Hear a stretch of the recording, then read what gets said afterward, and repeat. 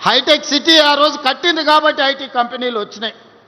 మరి నేను మా సోదరులను అడుగుతున్నా, మా ఎల్బీ నగర్ సోదరులు నాకు కుటుంబ సభ్యులతో సమానం.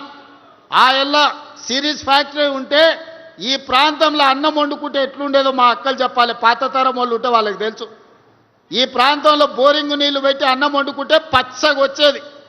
సిరీస్ కంపెనీ దెబ్బకు ఈడ ఇండ్లు ఎక్కడెక్కడికి పోయి భూముల విలువ లేకుండే. సిరీస్ కంపెనీ బంద్ అయినాకనే మనకి ఈరోజు బోరింగ్ నీళ్లు కనీసం అంట్లు తోముకోవడానికి ఉపయోగించుకుంటున్నాం. ఒకప్పుడు మూసి 6 అయిందంటే దిల్చుకున్నారు బస్ స్టాండ్ కాడ నోరు తెరిచే పరిస్థితి లేదు. నోరు తెరిస్తే నోటి నిండా దోమలు పోయేది. చికెనో మటనో తిన్నట్టు ఉండేది దోమలు తింటే. పాత తరం ఉన్నోళ్ళకి చాలా మందికి తెలుసు, ఇప్పుడు కొత్త పిల్లలకు తెలియకపోవచ్చు. ఇవాళ వీళ్ళందరూ ఇదంతా బాగానే ఉంది అనుకుంటారు. మూసి దెబ్బకు ఈ ప్రాంతంలో ఇల్లు కూడా కిరాయికి తీసుకునేటోళ్ళు వచ్చేటోళ్ళు కాదు. ఏంటంటే నేను దిల్చుకున్నారులోనే ఉండిపోయినా, నాకు తెలుసు మూసి పక్కలే ఉంటే ఎంత కష్టం ఉంటుందో. ఆ దోమల దెబ్బకు చీకటి పడుతుందంటే రాత్రంతా మేల్కతో ఉండేటోళ్ళు దోమలు కొట్టుకుంటే నిద్రపోయేటోళ్ళు కాదు. సంటి పిల్లలు ఉంటే ఇక వాళ్ళ బాధ చెప్పనాతీతం. అందుకే ఇవాళ మూసి ప్రక్షాళన చేయాలని, రోడ్లను విస్తరించుకోవాలని, చెరువుల నాలాలను కుంటల్ని కబ్జాలను తొలగించాలని, ఒక మంచి వాతావరణం కాలుష్యరహితమైన నగరాన్ని ఈరోజు మన ప్రజలకు ఇవ్వాలని ప్రభుత్వం ప్రయత్నం చేస్తుంది. ఇవాళ మనకు నగరం విస్తరిస్తుంది, అవసరాలు పెరిగిపోయినాయి. అందుకే ఈ ప్రాంతంలో 30,000 ఎకరాలలో భారత్ ఫ్యూచర్ సిటీ కట్టుకుందామంటే మీకు భారత్ ఫ్యూచర్ సిటీ వద్దు, మీకు మొత్తం కాలుష్యం ఉండే కెమికల్ ఫ్యాక్టరీలు కట్టుండి సిరీస్ లాంటి ఫ్యాక్టరీలేనంట ఒక 1000 ఫ్యాక్టరీలు తెచ్చాడు కడతాడంట. ఒక ఆయన తాటి సెట్ చెప్తున్నాడు. అక్కడ ఫార్మా కంపెనీలే ఉండాలి, మేము వచ్చినాక ఫ్యూచర్ సిటీ రద్దు చేస్తున్నామని.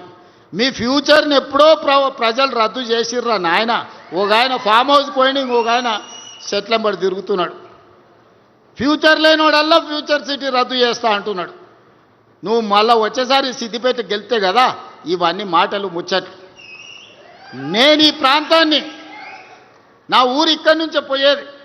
ఈ బాధలు నాకు తెలుసు. నేను ఇక్కడనే చదువుకున్నప్పుడు ఇక్కడనే ఉన్నా. నేను ఇక్కడ ఎవరు ఉంటారు, ఎవరికి ఏం కావాలి. నేను జూబ్లీ హిల్స్లో ఉండొచ్చు, కానీ ఇక్కడ ఎల్బీ నగర్లో ఉన్న మా వాళ్ళందరికీ కాలుష్యం ఇస్తే, ఇక్కడ మొత్తం జీవించలేని పరిస్థితి కల్పిస్తే ఊర్లలో భూములు అమ్ముకొని 100 గజాలు 200 గజాలు 300 గజాలలో ఇండ్లు కట్టుకున్నారు. వాళ్ళందరూ ఏం కావాలి? దీన్ని మళ్ళీ కాలుష్యం చేసుకుందామా? ఫార్మా కంపెనీలు మళ్ళీ సిరీస్ లాంటి ఫార్మా కంపెనీలు ఇక్కడ తెచ్చుకుందామా? ఒక్క సిరీస్ కంపెనీ ఉంటేనే మన బతుకులు ఆగమైనాయి. ఆ ఎల్ల దాన్ని వదిలించుకోవడానికే దేవుడు దిగి వచ్చినంత పని అయింది. ఇవాళ అట్లాంటి పరిశ్రమల్ని 100ల కొద్ది తెచ్చి ఇవాళ భారత్ ఫ్యూచర్ సిటీలో మేము పెడతామని దిక్కుమాలినోడు చెప్తుండు. ఎందుకంటే ఆడెక్కడో అక్కడ ఉంటాడు. అక్కడ ఉన్నాయన్ని తెచ్చి ఇక్కడ పెట్టిస్తాడంట. ఈ ట్యాంకర్లు వస్తే పొరక తీసుకొని కొట్టుర్రు అక్క, సలాకి కాల్చి వాత పెట్టుర్రి. ఓ పూట తిన్నా తినకపోయినా గాలి నీరు కలుషితమైతే మన జీవితాలు ఆగమైపోతాయి. దావకాన్లకు లక్షలు కోట్లు కూడా సరిపోవు. దావకానకు అట్లా పోయి ఇట్లా వస్తే 2 లక్షలు బిల్లు అవుతుంది. ఏమమ్మి కట్టాలి, ఎక్కడ తెచ్చి కట్టాలి?